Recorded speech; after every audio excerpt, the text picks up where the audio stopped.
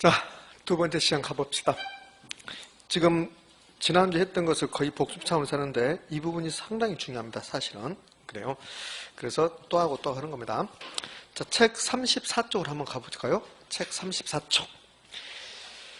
책 34쪽에 무슨 이해하기 영역 나오고 그 다음에 적용하기, 문제풀이 영역 이렇게 나왔습니다. 그 문제풀이 영역 있잖아요. 문제풀이 영역. 이제 문제풀이 영역을 아까 했던 것들이 많이 있어요. 이제 보자고, 이게 문제풀이 영역. 거기서 이제 기출지문이 이제 OX 하는 겁니다. 34쪽 1번 아까 봤던 거예요. 아파트와 단독주택 관계가 대체제로 가정할 때 아파트 가격이 상승했습니다. 그럼 단독주택 입장에서는 대체제 가격이 올라간 거죠. 그러면 단독주택 수요는 뭐한다? 증가. 2번 대체제인 단독주택 가격이 상승했답니다. 아파트 입장에서 단독주택이 대체제야. 그럼 대체제 가격이 상승한 거야. 아파트 수요 증가. 아파트 수요 곡선 우측이동. 아파트 가격도 나중에 이제 상승이 돼 이렇게. 자, 3번은 제가 오늘 언급하지 않았지만 자 해볼게요.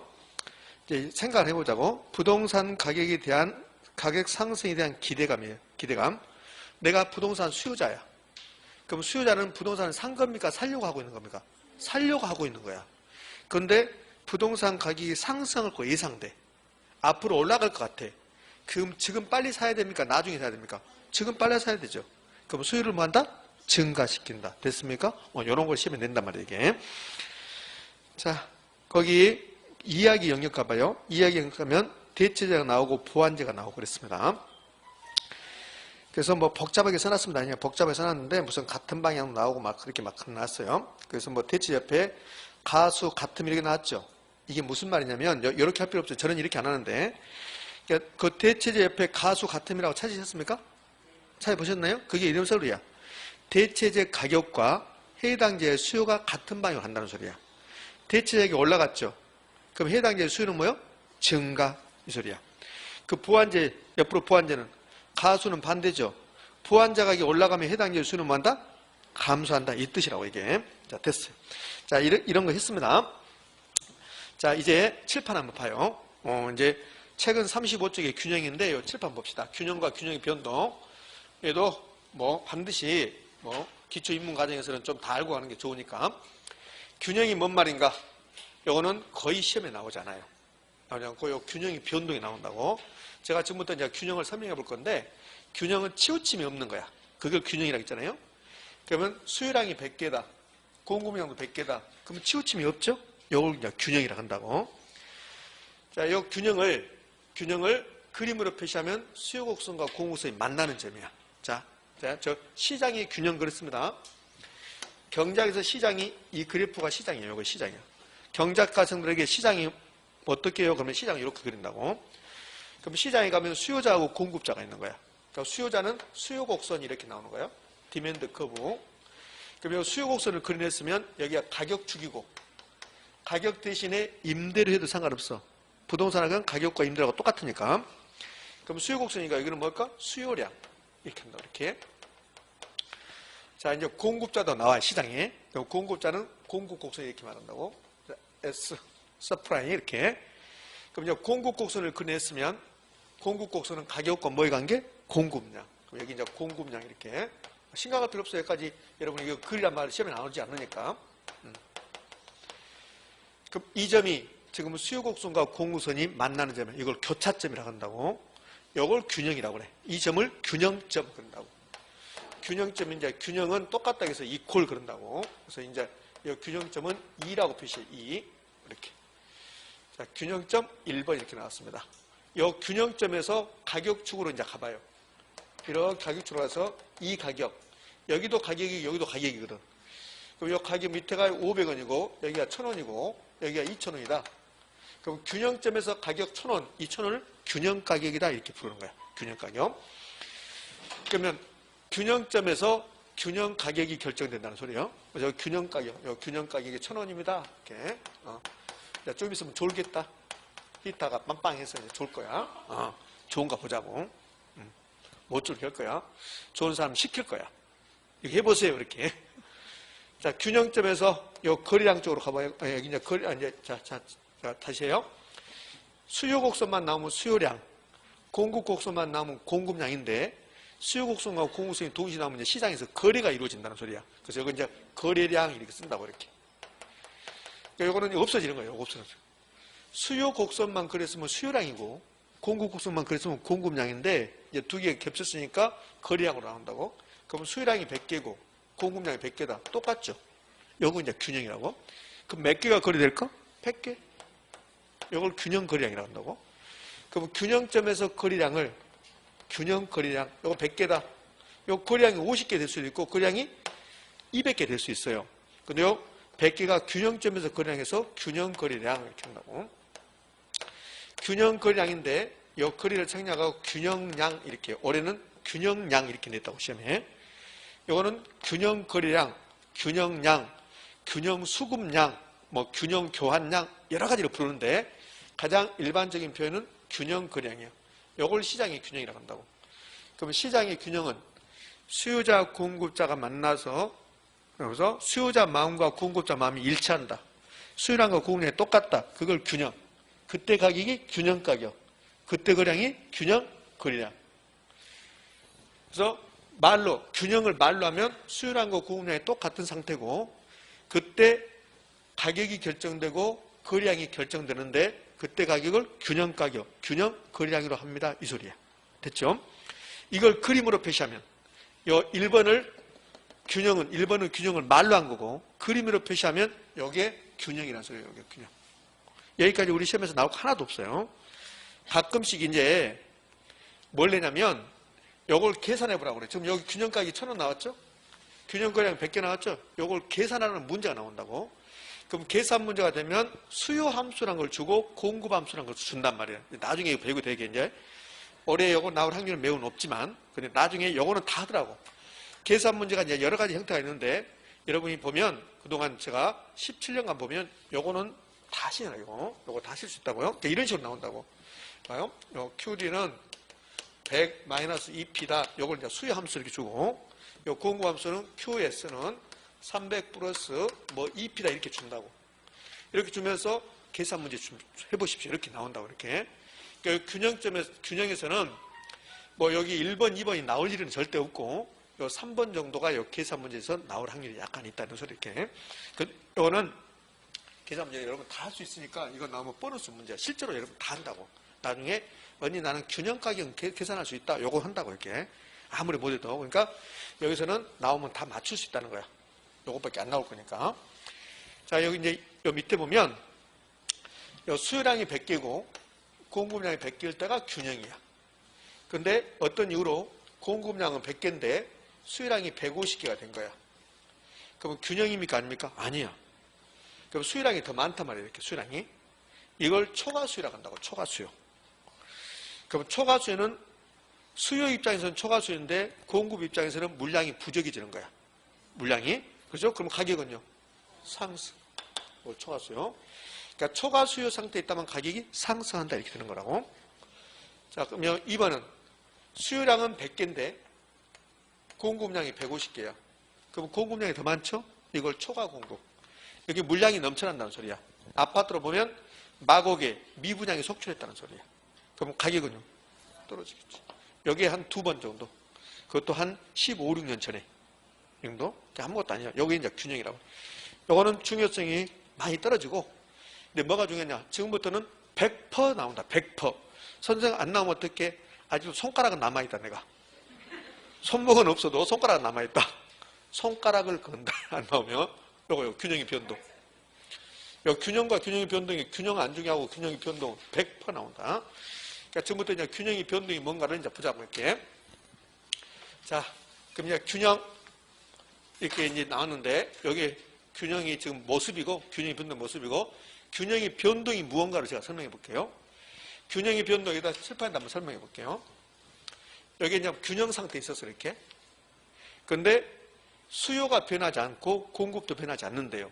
그럼 계속 이 자리에 있는 거야. 이 자리? 근데 우리 배웠네. 수요 변화, 공급 변화 배웠죠? 수요 변화는 몇 가지예요? 아, 그러지 말고 2가지지 뭐요. 오늘 다 남아. 야간 수업 할 거야, 오늘. 수요 변화는 2가지잖아. 수요 증가, 수요 감소. 배웠습니까? 배웠잖아. 수요 증가, 수요 곡선 우측이동, 수요 감소, 수요 곡선 좌측이동. 배웠잖아요. 그럼 이 균형 상태 있었어요. 여기다 이제 균형의 변동을 제가 한번 써볼게요. 균형의 변동은 균형 상태 있었는데 쓸 필요 없어요. 쓸 필요 없어요. 선생님, 다음 주에 이 기본서 가지고 수업할 때 강의 노트를 여러분들이 하나씩 구입해야 돼. 그럼 강의 노트가 약 100페이지 잠깐 안 될 건데 거기에 이거 그대로 나와. 그러니까 부동산의 결혼은 제가 이걸 막 칠판에다 쓰거나 이 PPT 화면하고 또 설명하면서 쓰잖아요. 그걸 만약에 강의 노트 없잖아요. 그럼 여러분 그거 쓰다가 시간 다 끝나. 쓰고 있는데 이거 화면 넘기고 다른 설명해. 그러니까 쓰다 판다니까 이 이론을, 내용을 여러분들이 이해를 못하고 막 집에 간다고. 그저 빨간색으로 칠하고 필기해 놓고 요것만 중요해서 느낀다고. 한 석 달 동안. 그래서 아예 칠판에 요거 있는 것을 그대로 노트처럼 만들었다고. 그래서 책처럼 이렇게 예쁘게 만든 게 아니라 그냥 노트처럼 만들어 놨으니까 거기에 이거 그대로 있는 거라고. 그러니까 지금 쓸 필요 없어. 다음 주에 다 보면 이렇게 만들어주거나 똑같아 이게 나오라고. 자, 그럼 이제 균형의 변동은 균형 상태 있었죠. 균형 상태. 균형 상태 있었는데 수요도 그대로 있고 공급도 그대로 있는 거야. 그럼 계속 여기가 균형 상태가 머물러 있는 거야. 근데 우리는 배웠잖아. 뭘 배웠냐면 균형 상태에서 수요가 변화했습니다. 공급도 변화했습니다. 이렇게. 그러면 수요 변화는 두 가지. 수요 증가, 수요 감소. 공급 변화는 두 가지. 공급 증가, 공급 감소. 그러면 우리 하곡동의 아파트 시장에서 다른 것은 다 그대로 있어. 다만 하곡동의 인구가 2배로 증가해. 이러면 수요가 변한 겁니까? 공급이 변한 겁니까? 수요가 변하는 거야. 수요 변화 중에 수요 증가입니까? 감소입니까? 수요 증가. 그럼 수요곡선은 어디로? 우측 이동. 그러면 이제 수요곡선 우측 이동 시켜보자고요. 인구 증가의 수요곡선 우측 이동. 그럼 여기 수요곡선이 1번이 우측 이동을 이렇게 D2. 그러면 이 균형점이 1번인데 이 균형점이 이쪽으로 옮겨오는 거예요. 이렇게. 요건 없어졌어. 요 눈에 안 보이는 거 옮겨갔으니까 그러면 요 2번으로 온 거예요. 이렇게. 균형점 2번을. 요걸 균형의 변동이라고 그래. 그러면 균형의 변동은 균형 상태에 있었는데 수요가 변하거나 공급이 변하면 수요곡선, 공급선이 움직이고 그 결과 균형점 이동하고 그래서 마지막에 이 균형점 E2에서는 이제 가격이 어떻게 되는가 봐요. E2에서는 가격이 원래 가격보다 올라가 2,000원으로. 자, 거래량은 원래 거래량은 100개였어요. 근데 새로운 거래량은 200개로 증가하는 거야. 이걸 균형의 변동이라고 그래. 그러니까 균형의 변동은 균형 상태에 있었는데 수요 변화와 공급 변화가 일어나면 그러면 수요곡선, 공급선이 이동하고 그 결과 균형점이 이동하고 마지막에는 가격과 거래량이 변동한다. 이걸 균형의 변동이라고 한단 말이지. 자, 이해 안 되신 분이 있으니까 이번에는 수요 감소 한번 해볼까? 그럼 수요 감소하면 수요곡선이 어디로 갑니까? 좌측 이동. 그럼 수요곡선이 좌측 이동. D3로 왔어요. 원래 균형점이었는데 새로운 균형점이 2점이야. 그럼 이걸 E3라고 해봐요. 세 번째 균형점. 그러면 가격은 500원을 떨어져. 원래 가격이 1,000원에서 거래량은 50개로 감소해. 이렇게. 됐죠? 이걸 균형의 변동이라고 해. 이 그림은 수요가 변한 거야. 두 가지. 수요 증가, 수요 감소. 여기 있네. 공급 불변이야. 공급 불변이다. 공급은 안 움직인다는 소리야. 공급 안 움직이잖아요. 근데 수요 변화 두 가지. 수요 증가, 수요 감소. 수요 증가, 가격 상승, 거래량 증가 나왔죠. 이제 수요 증가했다. 이 안에가 수요곡선 우측 이동. 그래서 가격 올라가고 거래량 증가했다. 수요 감소, 수요곡선 좌측 이동. 가격 떨어지고 거래량 감소했다. 됐습니까? 자, 요거 이제. 요 공급 변화는 수요는 불변인데 공급만 변했다. 수요는 불변인데 공급만 변했다는 소리예요. 자, 그러면 공급 변화는 몇 가지입니까? 두 가지. 공급 증가, 공급 감소. 그럼 이제 공급 증가, 공급선 우측 이동, 공급 감소 좌측 이동. 이제 여기다 한번 그려볼게요. 이제 이 수요곡선 노란 것은 없는 겁니다. 없는 걸 보고 수요곡선 불변이니까 여기 그대로 있는 거예요. 이것만 공급 증가했습니다. S1 공급 증가, 공급선 우측 이동. S2 그러면 새로운 규정점이죠. 맞죠? 수요곡선 여기가 공급선 이렇게 이 점이 새로운 규정점. 그럼 이 새로운 규정점에서는 가격은 1,000원보다 500원 떨어졌어요. 거래량은 원래 거래량은 100개였죠? 새로운 거래량은요 150개. 그러면 공급이 증가하면 가격은 뭐하고? 떨어지고 거래량은 증가하고. 공급이 증가해서 공급성이 우측 이동했습니다. 그러면 가격은 떨어지고 거래량은 증가하고. 자, 말로 한번 해봅시다. 수요는 그대로 있네요. 공급만 증가했네요. 그러면 하곡동의 아파트가 넘쳐나네요. 하곡동 아파트 가격은 떨어지죠. 거래량은 증가하고. 됐죠? 이번에는 공급이 감소했습니다. 공급성 어디로? 좌측 이동. S3 새로운 균형점. 원래 균형가격. 새로운 균형가격은 원래 균형가격보다 올라갔죠? 그러니까 공급이 감소하면 공급선이 좌측 이동하고 그 결과 가격은 올라가고. 자, 거래량. 원래 거래량은 100개였어요. 이 점이 균형점이니까 새로운 거래량은 60개로. 100개에서 60개로 감소하고. 그래서 공급이 감소하면 가격은 상승하고 거래량은 감소하고. 됐습니까? 균형의 변동은 균형 상태에서 있었는데 수요 변화, 공급 변화가 일어나서 균형점 이동하고 그 결과 가격과 거래량이 변동한 것을 균형의 변동이라 한다. 근데 그 균형의 변동이 요 5가지가 나오는 거야. 수요만 변하는 경우, 공급만 변하는 경우, 3번 수요 변화와 공급 변화가 동시에 발생하는 경우, 4번 완전 탄력적, 완전 비탄력적, 5번 이렇게 나왔는데 4번, 5번은 지금 절대 공부 안 되는 거야. 이거는 탄력성이라는 것을 아주 진하게 배우고 나서 공부하는 거야. 근데 이 중에서 가장 시험에 많이 나온 게 5번이야, 5번. 근데 5번은 B가 크다, 요 글씨만 외우면 돼. B가 크다, 나중에 알게 된다고. 선생님 자신 있어? 578% 자신 있어. 요것만 알면 된다고, 이렇게. 근데 올해는 이걸 낸 거야, 요거. 요거 잘 안 나오는데 요거 냈다고요. 요거 아주 진하게. 요것만 냈어. 그러니까 요 균형의 변동이 나오면 얘도 하나 내고, 얘도 내고, 얘도 내고, 얘도 내고 막 그렇거든. 근데 올해는 특수하게 요것만 딱 내버린 거야, 요것만. 수요 변화와 공급 변화가 동시에 발생하는 거. 자, 요거 이제 좀 보자고, 이렇게. 요 2개는 지금 하는 게 아니니까. 의미 아시겠습니까? 예. 자, 일단 여기까지 보고, 우리 책 35쪽 보면, 그러면 그래프 나왔습니다. 그래프. 35쪽 보면 그래프 나와서 가운데 점이 수요 곡선과 곡선이 만나는 점이죠. 그러니까 균형 가격이 얼마입니까? 3. 균형 거래량은요? 3. 이렇게 하는 거야, 이렇게. 근데 이제 그 옆으로 가면, 이제 점들이 있죠, 점들이? 이 점들이 옮겨가 버리면, 그것이 이제 균형이 변동이다, 이렇게 표현하는 거예요. 자, 넘겨봅니다. 넘겨서, 지금 우리가 35쪽에 균형이야, 균형. 35쪽은 균형이라고. 균형이 형성 나왔죠? 35쪽 다시 가봐요. 35쪽에 균형이 형성 나왔죠? 그래서 이제 이 그래프를 통해서 이제 칠판 다시 봅시다, 칠판. 이 칠판 보면 이 균형은 수요 곡선과 공급선을 만나는 점입니다. 그래서 35쪽에 수요 곡선을 만나는 점 균형을 해놨다고. 그래서 제가 이 균형에서 이런 거 안 나오고, 나오면 요거 나온다고 했잖아요. 수요함수, 공급함수 주면서 계산 문제 하겠죠? 그래서 요 36쪽을 한번 넘겨봐요. 책을. 36쪽을 넘겼더니, 그랬더니 첫 번째 박스부터 뭐 이모가 나왔어요. 이렇게. 상단에 수요함수, 공급함수였죠? 이렇게 주면서 이제 계산 문제 나온다는 거야. 이거. 지금 이해되셨죠? 이렇게 하려고 하는 거야. 그러니까 저거 하자는 거야. 요거 하자는 게 아니라 이렇게 한다는 거야. 이렇게. 자, 37쪽. 37쪽 가면 균형이 이동 나왔습니까? 그게 이제 균형이 변동이야. 우리 책은 균형 이동이라고 했는데 저는 균형이 변동이라고 불러. 균형이 이동, 균형점이 이동했는데 변동해도 상관없다고. 그래서 그림이 나왔네요. 그림 하기 전에 그거 이어봅시다. 이야기에서 균형 상태에서 수요 또는 공급이 변하면 곡선의 이동으로, 수요 곡선, 공급선 이동으로 균형이 변화가 초래된다. 이걸 균형이 변동이라고 해요. 그 결과 마지막에는 가격과 거래량이 변동합니다. 이 소리죠. 자, 그 다음에 1번. 거기 이제 그림 박스 보면 1번. 수요나 공급이 하나만 변할 때, 그게 이거라고. 그게 수요만 변화했다, 공급만 변화했다. 여기잖아요. 하나, 둘, 셋, 넷. 수요만 증가했다, 수요만 간섭했다, 공급만 증가했다, 공급만 간섭했다. 이게 하나만 변한 거라고. 그러면서 그 밑에 박스에, 표에 수요 증가, 수요 감소, 공급 증가, 공급 감소 나왔죠? 그거 나왔잖아요. 이렇게. 그러면 수요 증가는 균형 가격이 뭐예요? 상승.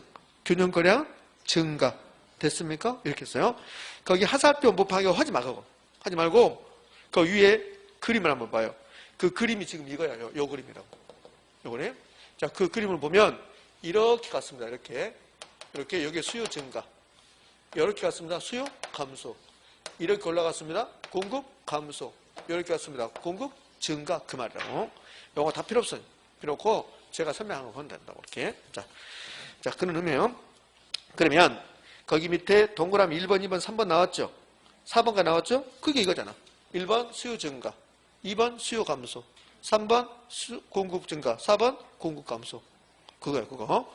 1번 볼래요? 균형 상태에 있었다. 여기 있었어요. 여기 균형 상태에 있었다. 그 말이야. 근데 수요가 증가해서 수요수 우측이동이 있다는 소리야. 우측이동? 그래서 이 점으로 왔다는 소리야. 그래서 가격은 상승하고 거래량은 뭐 했다? 증가했다. 됐죠? 자, 지금부터 이제 요거를 자유자재로 해야 돼요, 요거를 자유자재로 해야 된다고. 그러니까 수요 증가하면 가격은 어떻게 되고 거래량은 어떻게 됩니까? 그러면 교수님 잠깐만요. 그래프 그려볼게요. 그러면 안 되고 바로 나와야 된다는 소리야. 수요 증가하면 가격은 어떻게 됩니까? 그러면 잠깐만요. 그래프 그려볼게요. 날새. 그렇게 할 필요 없어. 그렇게 할 필요 없이 막 바로 나와야 돼. 자, 여기서 우리 이제 공식처럼, 법칙처럼 해볼게요. 수요가 증가했어요. 그럼 증가하면 올라간 겁니까? 올라간 거네. 가격이 상승해서 올라갔습니다. 거래량이 증가해서 올라갔습니다. 수요가 감소하면 떨어진 겁니까? 가격도 떨어졌네요. 거래량도 감소했네요. 그럼 수요 움직이는 방향과 가격, 거래량 움직이는 방향이 같아. 그러면 끝나는 거야. 수요 증가, 가격 상승, 거래량 증가, 수요 감소, 가격 하락, 거래량 감소. 자, 이번은 공급 증가, 공급이 올라갔습니다. 거래량부터 와요. 거래량은 증가했네요. 가격은 떨어졌네요. 그럼 공급이 증가했던 가격이 떨어졌다. 그럼 공급 방향과 가격 방향은 반대. 그렇죠? 이제 공급 올라갔죠? 증가했죠? 가격은 떨어지잖아요. 됐습니까? 이걸 이제 이렇게 돼요. 이렇게도 표현한다고. 공가반 이렇게도 말한다고. 공가반. 이게 무슨 말이냐면 공급은 가격이 반대로 이렇게 한다고. 또 앞머리 딴 것을 그렇게 좋아하시나? 이런 거 할 필요 없어요. 할 필요 없고 그냥 알 수 있잖아요. 공급이 증가했다. 물량이 넘쳐난다. 미분양이 속출한다. 가격 떨어져야지. 자, 공급이 감소했다. 감소했네요. 거래량 갑시다. 거래량 감소. 자, 가격은 물량이 감소하잖아요. 물량이 없어지잖아요. 가격은 상승. 그럼 공급 움직이는 방향과 가격이 반대로 가는 거야. 반대로. 그것만 하면 돼. 그 봐요. 수요는 다 같은 방향이야. 수요 증가, 가격 상승, 거래량 증가, 수요 감소, 가격 하락, 거래량 감소. 공급은 공급 증가, 가격 하락. 반대로. 거래량은 증가. 거래량은 앞에 말을 따라가는 거야. 선생님, 그게 무슨 말인데? 거래량은 앞에 말, 수요 증가, 거래량 증가. 수요 감소, 거래량 감소. 공급 증가, 거래량 증가. 공급 감소, 거래량 감소. 됐죠? 그러니까 가격만. 가격은 공급은 반대로 그러면 끝나는 거야. 공급은 반대로. 그래프 그리지 말고. 공급 증가, 가격 하락. 공급 감소, 가격 상승. 자, 여기에 대한만이 1번, 2번이 대한만이 3, 4, 5가 되는 거야. 그러니까 1번, 2번이 9구단이야. 9구단. 3, 4, 5가 곱셈이야. 그럼 9구단이 안 됐는데 곱셈이 돼야 안 돼요? 안 되는 거야. 그래서 지금부터 3번 해볼 건데 3번 이해 안 된다. 그러면 1번, 2번이 안 되는 거라고. 그러니까 3번이 안 되면 짜증내지 말고 1번, 2번으로 돌아가야 돼. 그래서 1번, 2번 하고 나서 3번 오는 거야. 자, 그럼 3번 수요 변화와 공급 변화가 이렇게 동시 발생했다는 거 맞죠? 그러니까 수요 변화와 공급 변화가 동시 발생했다는 것을 수요 변화 플러스 공급 변화 이렇게 했다고. 그럼 수요와 공급이 동시 변화인 거라고. 자, 여기 3번 수요 변화와 공급 변화가 동시 발생했다. 여기에 총 몇 가지냐면 12가지 경우가 나와. 12가지. 12가지 나오면 나 하기 싫다. 우리 책은 이거 없음. 우리 책은 여기까지만. 그럼 저는 이거 해볼까요? 수요 변화와 공급 변화가 동시에 발생했다. 그러면 여기다가 수요 변화와 공급 변화가 동시에 발생했다를 지금 짝짓기를 한번 해볼게요. 네? 여기서 4개 나온다고? 수요 변화와 공급 변화가 동시에 발생했죠? 그러면 수요 증가하고 공급 증가 1번.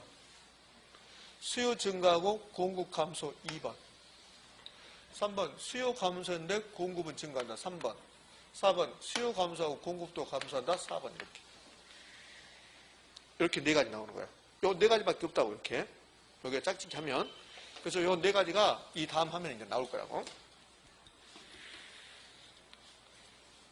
수요 변화와 공급 변화가 동시에 발생했다. 수요 변화 플러스 공급 변화. 그럼 볼래요? 수요 증가, 공급 증가, 수요 증가, 공급 감소, 수요 감소, 공급 증가, 수요 감소, 공급 감소 이렇게 네 가지. 근데 이 네 가지가 끝나는 게 아니라 이 네 가지 속에 각각 이 세 가지가 있는 거야. 그럼 잘 봐요. 2번 수요 증가, 공급 감소 있다. 근데 이 안에 이렇게 하나, 둘, 셋 이렇게 있는 거라고. 그럼 이 1번 수요 증가와 공급 증가 이 안에 이 세 가지 있을까 없을까? 있겠죠. 여기도 마찬가지죠. 3번 수요 감소와 공급 증가가 동시에 발생했다. 이 안에 몇 가지가 있대? 세 가지. 여기도 세 가지 이렇게. 이게 우리나라는 3을 좋아하잖아. 3. 가위바위도 3세판, 씨름도 3판. 그래서 3을 좋아하죠. 그러니까 세 가지 들어가 있는 거 이렇게. 자, 그럼 이제 여기 수요 증가와 공급 증가가 동시에 발생했다. 그러면 시장에서 가격과 거래량이 어떻게 된가를 지금부터 볼 건데 빨리 할 필요도 없고 그냥 여기서 다 할 수 있어. 여기서 다 끝내면 올해 이제 시험 문제 모의고사도 나오고 실제 시험 문제 나올 수 있지만 다 맞출 수 있다고. 그러면 수요 증가와 공급 증가가 동시에 발생했다 나왔습니다. 그러면 어떻게 하는가 봐라고. 자, 기본서 받아보면 저거 그래프 그려놓고 난리가 났어. 그 그래프 다 찢어버려. 찢어도 다 된다고. 자, 그러면 수요 증가하고 공급 증가 한다고 그랬습니다. 수요 증가, 공급 증가 이렇게 나왔어요. 근데 수요 증가만 봤다. 수요 증가만. 공급 증가를 보지 말고 수요 증가만 봐요. 그럼 가격은 어떻게 돼요? 가격은 상승. 왜 기분 안 좋아졌어요? 왜 그러십니까? 공급 증가 이렇게 됩니다. 아니 거래량 증가. 됐죠? 근데 이걸로 끝난 게 아니라 이것도 있대. 공급 증가도 있대. 이런 경우를 속된 말로 지랄이라고 하지. 이것만 있지 왜 요거가 있냐 지랄. 예? 그럼 공급 증가했습니다. 이제 생각이죠. 공급은 가격만 반대로죠. 그럼 가격은 하락, 거래량은 증가. 근데 이게 동시에 발생한다잖아. 됐죠? 그럼 두 개를 더해주면 되지. 아무것도 아니라니까. 아무것도 아닌데 하락은들 안 하니까 여러분들이. 그치? 근데 어린이를 또 하락은도 안 하는데 여러분이 하겠습니까? 여러분들 성인인데. 그러니까 여러분들은 그는 초등학생이라고 생각하고 공부를 하면 그게 훨씬 더 편해요. 왜? 우리 60점 맞는 시험이니까 책 하나만 하면 돼. 근데 요거 설명하기 전에 이제 다시 다른 쪽으로 샜는데 개론책 10개 있으면 점수가 높아질 것 같죠? 부동산에 개론책 10개 있으면 점수가 높아진 게 아니라 떨어져요. 책 숫자와 점수는 반비례해요. 그럼 책 숫자가 많으면 점수가 높아질 것 같으면 책 한 50개 사야지. 그럼 바로 합격이겠네. 그게 아니라니까요.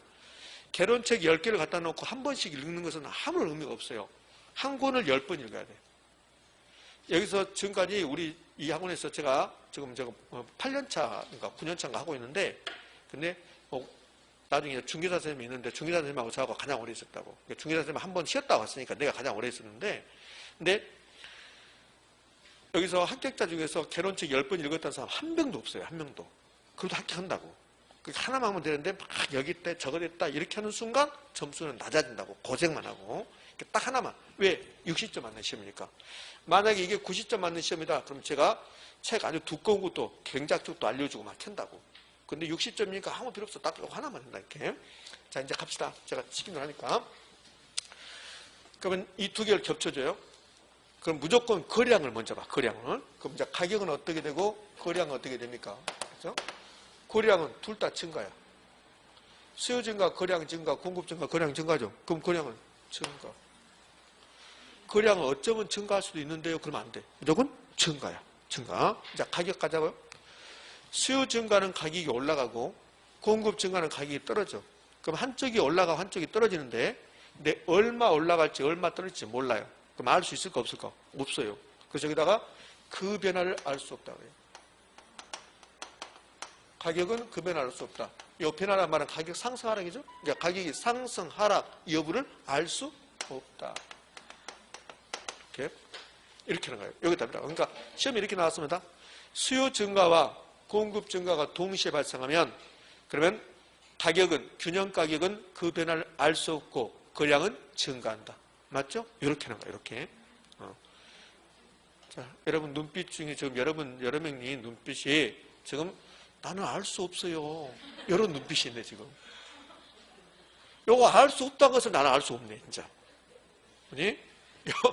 요거 알 수 없다가 저는 이제 여러분들이 힘들어하니까 여기서 농담하는데 여기 이제 여자의 마음이야. 여자의 마음을 알 수 없다고. 나는 남자니까. 남자 입장에서는 여자의 마음을 알 수 없는 거야. 여자 입장에서는 남자의 마음을 알 수 없는 거지. 남자들은 왜 집에 무슨 일이 있어도 친구들 만나서 술 먹고 늦게 오는 걸 좋아할까? 요거 이해 못해. 여자들은 절대 이해 못한다고. 왜? 여자들은 절대 남자가 될 수 없으니까. 그 다음에 저도 여자 마음을 절대 이해하려고 안 해. 왜? 제가 여자가 될 수 없으니까. 근데 여자애들 마음을 이해하려고 하는 순간 싸우게 된다고. 여자들이 왜 백화점에서 친구들 만나서 수다 떨고, 그러면 좀 미안하나? 여성을 또 어떻게 하는 거는가? 뭐 요즘 젠더 했었고 그러는데 다 취소할까요? 그러니까 남자들은 그 이해 못한다니까요. 근데 그걸 이해하려고 아니 왜 그러냐고 막 이렇게 하는 순간 싸운다고.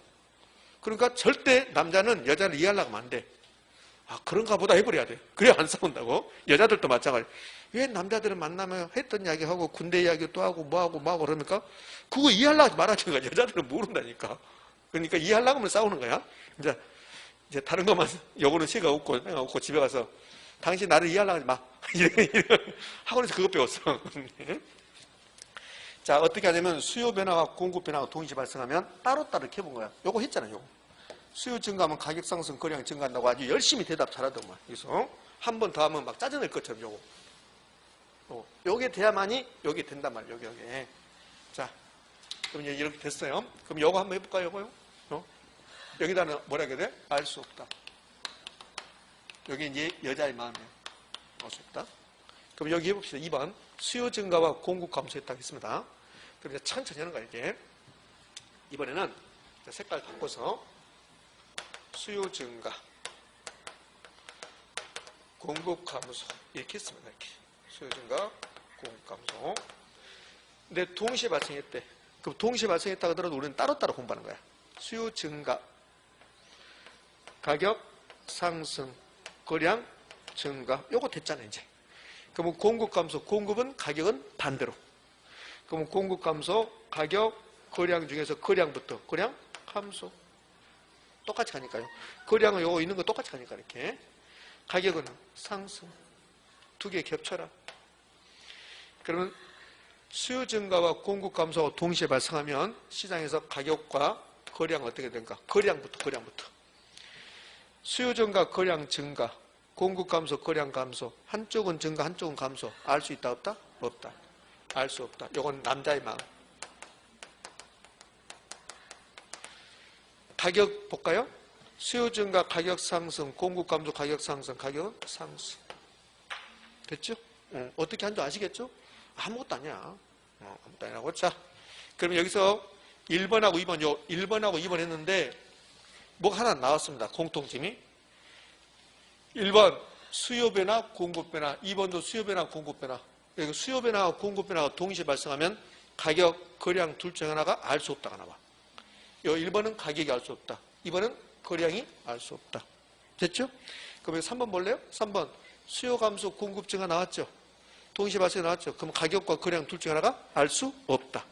4번도 수요 감소, 공급 감소, 수요 변화, 공급 변화 동시에 발생했죠? 가격, 거래량 둘 중 하나가 알 수 없다. 가격 알 수 없다. 3번은 거래량 알 수 없다. 이렇게 나오잖아요. 자, 그러면 수요 변화와 공급 변화가 동시에 발생하면 가격, 거래량 둘 중 하나가 뭐 나온다? 알 수 없다가 나온다. 그 다음에 수요 변화, 공급 변화 동시에 발생했으면 따로따로 써봐라. 따로따로 써서 겹쳐줘라. 그러면 끝나니까. 자, 그럼 요 마지막에 4번 해봅시다.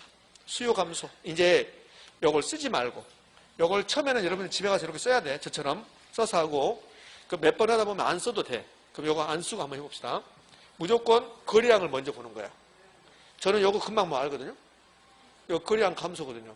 그럼 가격은 알 수 없다 해야 되거든. 거래량이 감소 나왔으면 거래량 가격 둘 중에 하나가 알 수 없다 나왔다 했잖아요. 거래량 감소야. 둘 다 감소니까 거래량 감소지. 여기는 봐요. 둘 다 증가죠. 거래량은 증가야. 이렇게. 그럼 봅시다. 천천히. 제가 쓰지 않고 말로 해볼게요. 거래량부터. 수요 감소, 거래량 감소. 공급 감소, 거래량 감소. 둘 다 거래량 감소죠. 그럼 거래량은 어쩌면 감소하면 안 되지. 거래량은 감소. 그럼 가격은 알 수 없다. 금방 된다고, 금방. 됐습니까? 자, 그럼 요 3번. 수요 감소, 거래량부터. 거래량 감소. 공급 증가, 거래량 증가. 한쪽은 감소, 한쪽은 증가. 알 수 없다. 그래서 거량이 알 수 없다.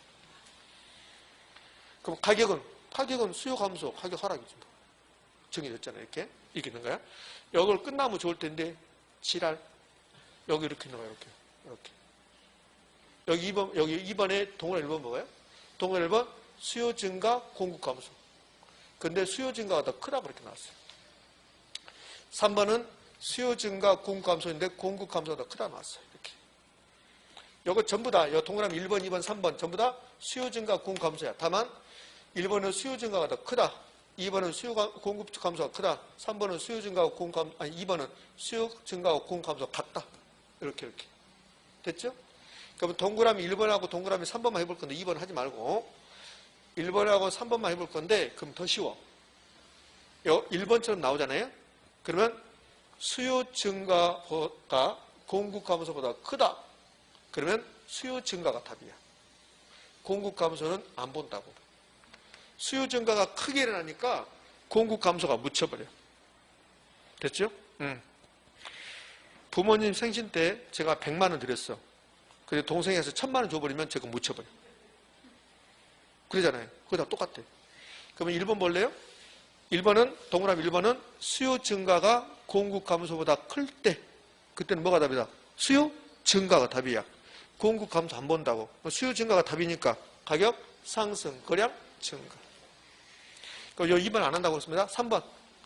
수요 증가보다 공급 감소가 더 크죠? 뭐가 답이다? 공급 감소가 답이다.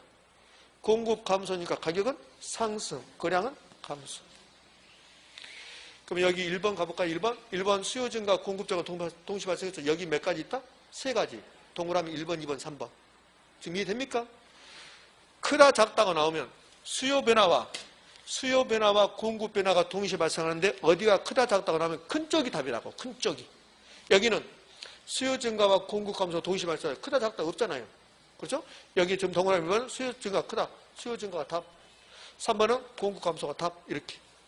그러면 여기 1번 수요 증가와 공급 증가 이 속에 몇 가지 있다? 3가지. 이렇게 3가지. 그럼 그 3가지를 찾아갑시다. 눈만 크게 뜨면 아무것도 아니라니까. 그래서 난 눈이 큰데도 잘 안 되는데. 자, 봅시다, 이거. 1번, 반대가로 1번, 수요 증가와 공급 증가가 동시에 발생했다. 이렇게 되면, 그러면 거량은 증가, 가격은 알 수 없다. 이렇게 하지. 칠판이 잘못된 거야, 제가 쓸 수 없으면 칠판이 잘못된 거야. 지금 이거 되셨죠? 이걸 했잖아요.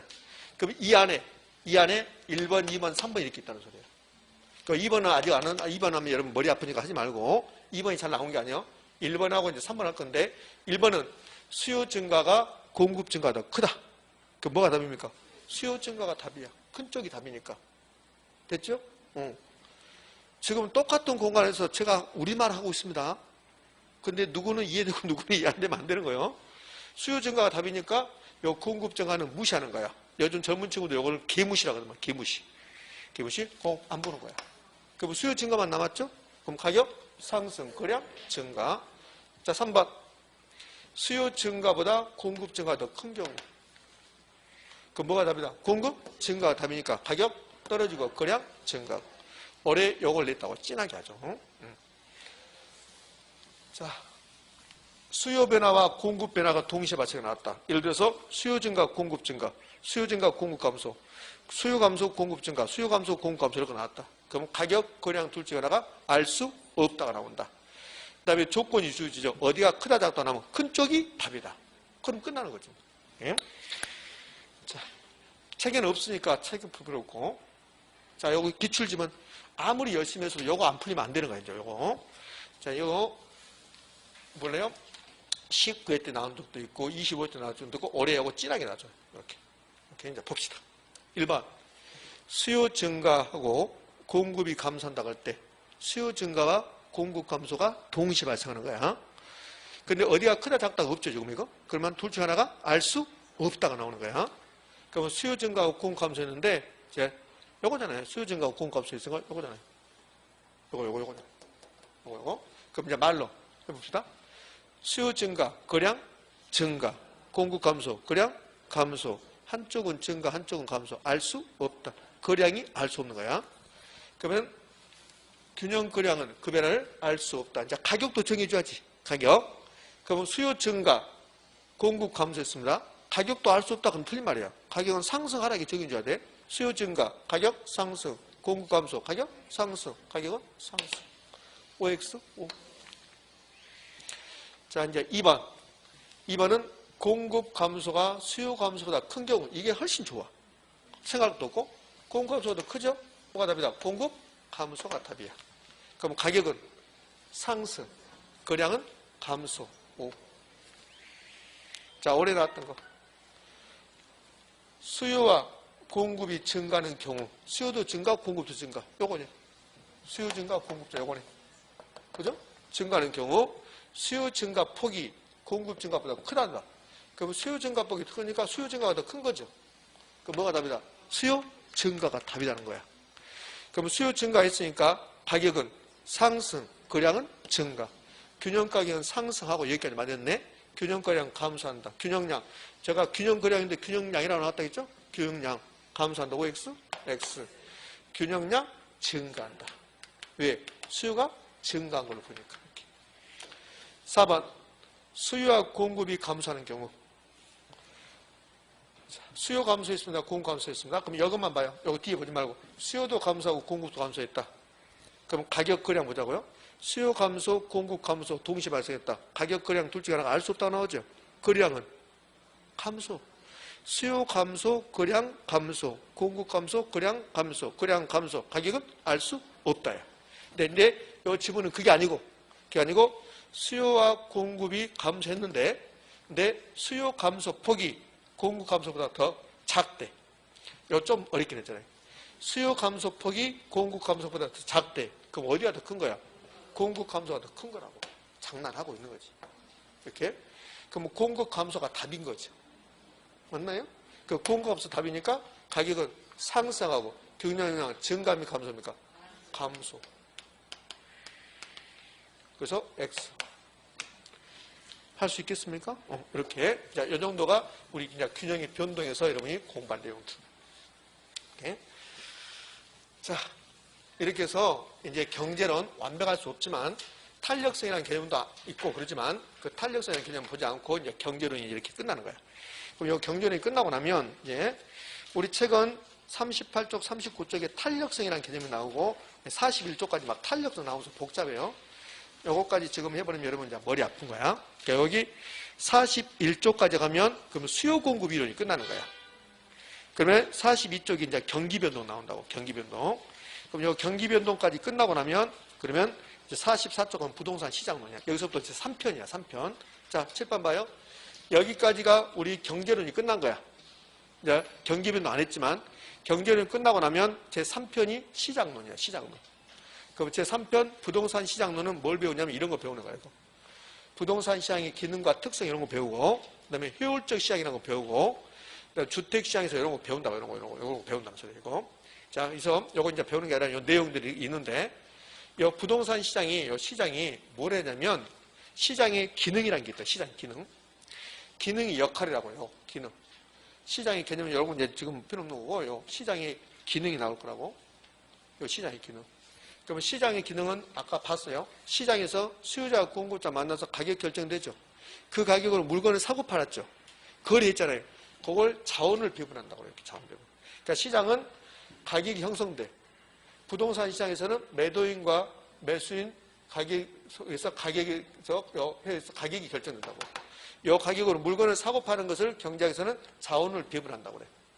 그 부동산 시장에서는 부동산 수요자, 매수인, 부동산 공급자, 매도인 만나서 부동산 가격이 결정되고 그 가격으로 부동산을 사고 판다, 자원을 배분한다고. 부동산이 공간이었죠. 토지는 공간이라고 했잖아요. 공자위 하는 거면서. 그러니까 이 자원이 우리 눈에 보이는 게 다 자원이야. 그럼 토지 시장에서 자원은 토지고 주택 시장에서 자원은 주택이고 옷 시장에서 자원은 옷이고 그럼 옷 시장에서는 옷 가격이 결정되고 옷이라는 자원을 배분한 거라고. 그게 사고 판다는 소리야. 그걸 다른 말로 교환한다고 그래요.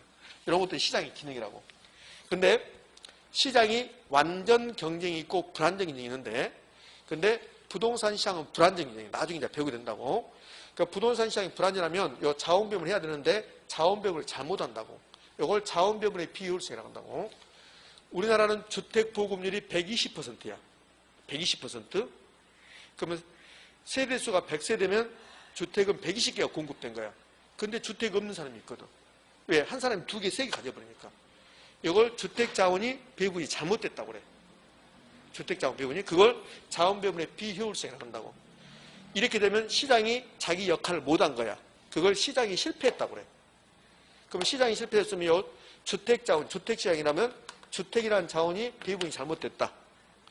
그러면 주택시장이 실패했다고 한다고. 여러분이 지금 멍 때리고 있다. 그러면 여러분은 오늘 실패한 거야. 실제로 이렇게 한다고. 이 실패가 반대가 성공이야. 시장이 성공했습니다. 그러거든.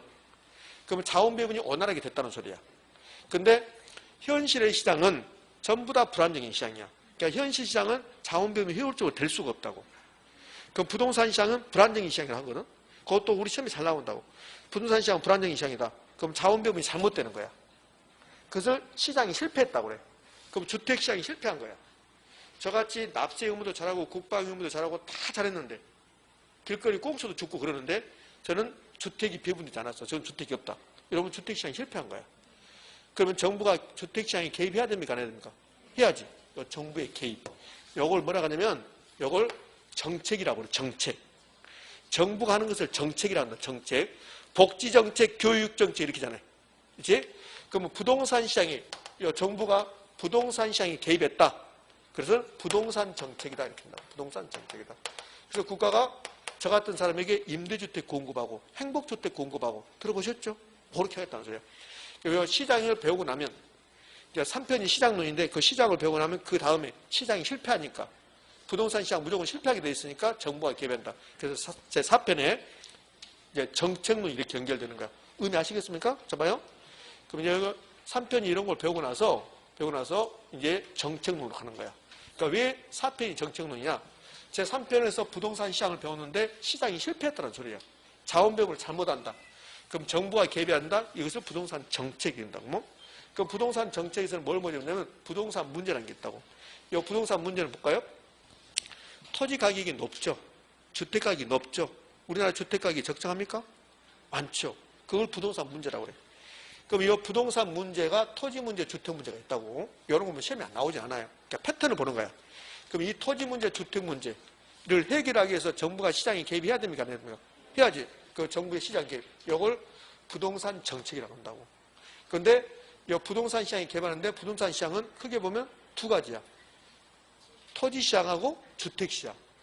그럼 토지 시장에 개입한 것은 토지 정책, 주택 시장에 개입한 것은 주택 정책. 세금 가지고 개입했다? 조세 정책. 그래서 정부세가 높아지고 떨어지고 난리 하잖아. 그게 다 조세 정책이야. 그래서 정부세를 높이면 세금 폭탄이 난리세. 그 정부세 여러분들 우리나라 국민의 1%도 안 내.